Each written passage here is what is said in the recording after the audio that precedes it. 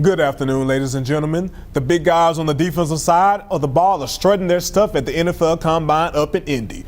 A few guys with state ties in the spotlight. Bama's linebacker Reggie Ragland, a top 3 linebacker in this year's draft, a modest 4.7 240. DJ Petway looking good on some of the on-the-field drills for the defensive line. And in those trenches, Big Jaron Reed and Ashawn Robinson. Man, those guys got swagger.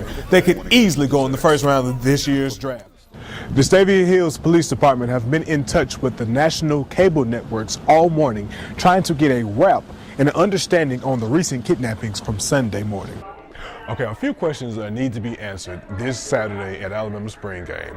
Questions such as who will replace Jay Coker at quarterback, the Heisman Trophy winner Derek Henry, or defensive coordinator Kirby Smart.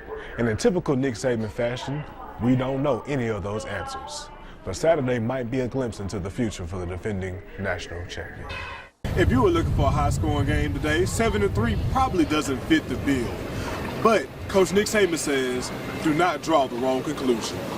There were some good plays made by some quarterbacks, and I think every one of them probably have some things that they can learn from. But I saw some good things, and I saw some things that we probably need to do better. We had some concerns surrounding the quarterback position at Alabama will be the question going forward for the defending champs. But if there is any bright spot at the position battle, it was freshman quarterback Jalen Hurts.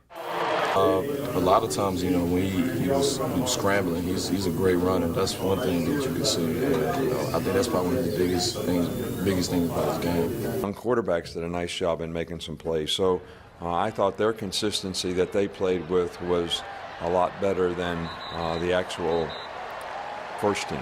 Not so much a bright spot was Cooper Bateman, who threw an interception in the red zone and looked out of sync, as well as 5 turnovers from the offensive units, things that Coach Saban will be addressing. A little disappointing in terms of the offensive false starts and penalties and undisciplined type things that we have worked very hard on this spring and thought that we had made some progress in those areas, that those types of things would not be an issue. Whoever Nick Saban picks to play quarterback this fall, they will be blessed with 3 of the most talented receivers in all of college football: Calvin Ridley, Ardarius Stewart, and Robert Foster.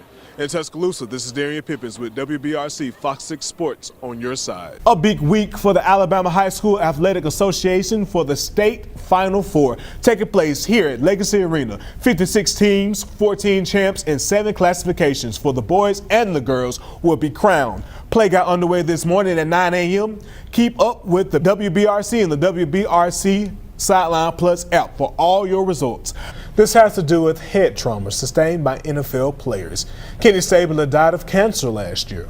Rose Stabler says Kenny Stabler suffered from the brain injury known as CTE because of repeated concussions during his career. An examination with all parties, Fairfield City leaders, the sheriff's office, and commissioners will make sure a plan is in place for protection if necessary. To change when he proposed tax increases after running a campaign promising no tax hikes. Henry says it will take 53 votes in the House to pass the resolution for impeachment.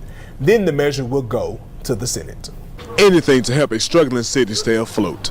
Hip-hop artist and business mogul Curtis 50 Cent Jackson paid a visit here to this local ABC store in Fairfield. 50 Cent arrived at the ABC store in Fairfield today to a line of fans excited to have a celebrity in Birmingham.